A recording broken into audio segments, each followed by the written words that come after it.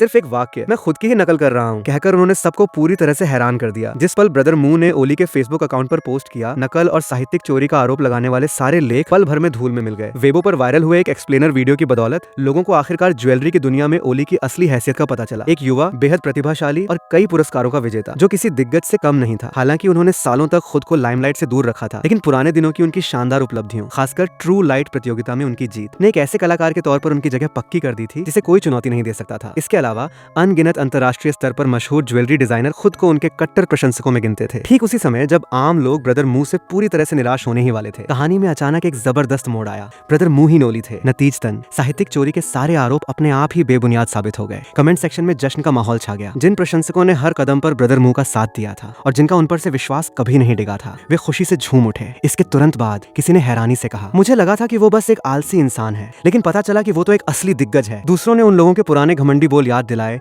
जो ब्रदर मू से नफरत करते थे। मुझे याद है कमेंट्स में किसी ने कहा था कि ये दोनों एक ही इंसान हैं। नफरत करने वालों ने जवाब दिया था कि अगर ये बात सच निकली तो वे लाइव आकर अपनी ही गंदगी खाएंगे। मैंने स्क्रीनशॉट ले लिए हैं, चलो अब लाइव आओ, देखते हैं तुम अपनी गंदगी कैसे खाते हो। ठीक अगले ही पल एक और यूजर ने एक और चौंकाने वाली खबर दी। LOL, उस बदतमीज ट्रोल ने तो अपना अकाउंट ही डिलीट कर दिया। तभी सबको पूरी बात समझ में आई। साफ था कि किसी ने जानबूझकर पैसे देकर ट्रेंडिंग टॉपिक्स खरीदे थे ताकि ब्रदर मू के खिलाफ एक बदनाम करने वाला अभियान चलाया जा सके। उसे जरा भी अंदाजा नहीं था कि ये दोनों पहचाने असल में एक ही इंसान की होंगी। पूरे इंटरनेट पर एक ही आवाज गूंजी, इस साल का सबसे बड़ा मजाक, मैं खुद की ही नकल कर रहा हूँ। ब्रदर मू ने एक खास संदेश भी पोस्ट किया जिसमें उन्होंने उन मशहूर हस्तियों और ब्रांड्स का शुक्रिया अदा किया जो अफवाहों के दौर में भी मजबूती से उनके साथ खड़े रहे थे। इसके साथ ही लोगों की राय पूरी तरह से बदल गई। जिस पल ओली की असली पहचान सामने आई, उनके प्रशंसकों की भीड़ उमड़ पड़ी। कमेंट सेक्शन में फैंस को आसानी से हेटर्स का मजाक उड़ाते देखकर हाउजे ने आखिरकार राहत की गहरी सांस ली। जहां तक हेटर्स की बात थी, वे जितनी तेजी से आए थे उतनी ही तेजी से गायब भी हो गए और पल भर में पूरी तरह से गुमनामी में खो गए। फिर भी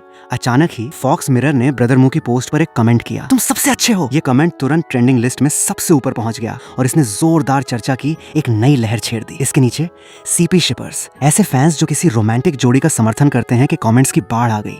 वे इस बात पर खुशी जता रहे थे कि फॉक्स मिरर ही वो पहला व्यक्ति था जिसने आगे बढ़कर सार्वजनिक रूप से ब्रदर मू का समर्थन किया और उन्होंने इस कदम को बेहद प्यारा बताया। हालांकि मूनलिट ग्रेस जोड़ी यूक्सिया वानरू के कट्टर समर्थक के तौर पर हाउजे मन ही मन चीख रहा था। प्रेसिडेंट सू ही असली और सबसे बड़े सहारा हैं। वही वो इंसान है जो ब्रदर मू का सबसे ज्यादा लाड़ प्यार करते हैं। वही उनके आधिकारिक जीवन साथी हैं।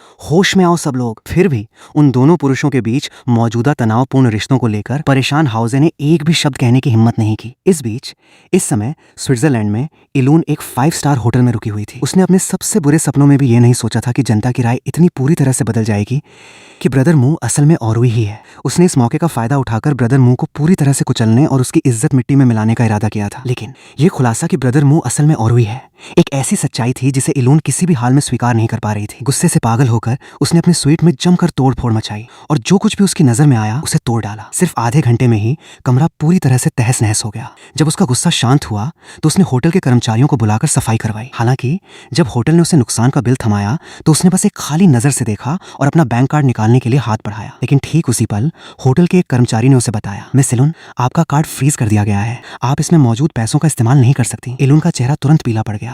उसका कार्ड फ्रीज कैसे हो सकता था? उसने अपने पास मौजूद हर कार्ड आजमाकर देखा, लेकिन नतीजा वही निकला। सभी कार्ड अमान्य दिखाए जा रहे थे। इसका मतलब यह था कि उसकी जेब में बचे महज 2000 कैश के अलावा अब वो पूरी तरह से कंगाल हो चुकी थी। पल भर में ही वो पूरी तरह से बेकाबू घबराहट की हालत में डूब गई। भाई मुलुसन में लगभग 2 हफ्तों से रुका हुआ था। स्विट्जरलैंड बेहद खूबसूरत था, एक ऐसी जगह जहां कोई भी आसानी से बसने के बारे में सोच सकता था। फिर भी मन ही मन उसका दिल अभी भी नानचैंग में ही बसा था। फिर भी इस बात ने उसे वहां थोड़ा और रुकने की चाहत से नहीं रोका। स्विट्जरलैंड में अब पतझड़ का मौसम आ चुका था। औसत तापमान लगभग 10 डिग्री सेल्सियस के आसपास रहता था। शहर की सड़कें गिरे हुए सुनहरे पत्तों से ढकी हुई थीं और दूर बर्फ से ढके पहाड़ हमेशा कोहरे की चादर में लिपटे रहते थे। हर दिन स्पिरिचुअल गोल्ड डिजाइन को खोजने की अपनी कोशिश के अलावा भाई मू हाउजे के साथ घूमने फिरने के लिए निकल पड़ता था। ऐसा लगता था कि उसने डामिंग झील के किनारे छोड़ी अपनी पत्नी के बारे में सारे ख्याल पूरी तरह से भुला दिए थे और अपना सारा ध्यान सिर्फ अपने काम और अपने आसपास के शानदार नज़ारों पर लगा रखा था। एक दिन अपने ठहरने की जगह पर लौटते समय भाई मू और हाउजे ने देखा कि बगल वाले गेस्ट हाउस में काफी हलचल मची हुई है। उन्हें पता चला कि एक मशहूर इंटरनेशनल सुपर मॉडल एक बड़े फोटो शूट के लिए वहां आई हुई है, जिसे देखने के लिए आसपास के लोगों की भीड़ जमा हो गई थी। लोग उसे घूरने,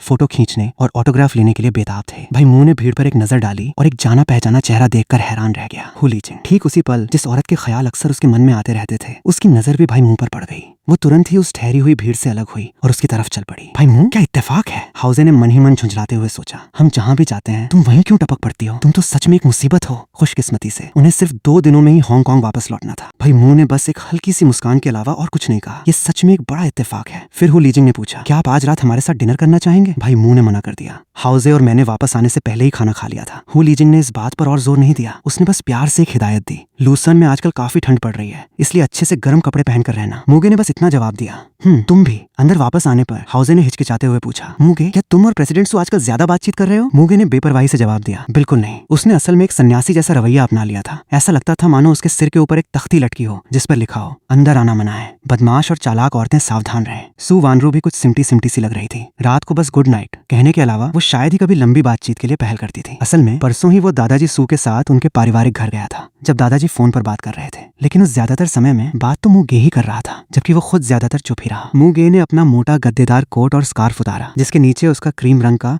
ऊंची गर्दन वाला कश्मीरी स्वेटर नजर आया। चमड़े के बूट पहने हुए उसकी कद काठी लंबी और छरहरी लग रही थी, और उसके नैन नक्श बेहद खूबसूरत और संवारे हुए थे। उसके व्यक्तित्व से एक जबरदस्त नफासत और विशिष्टता झलक रही थी।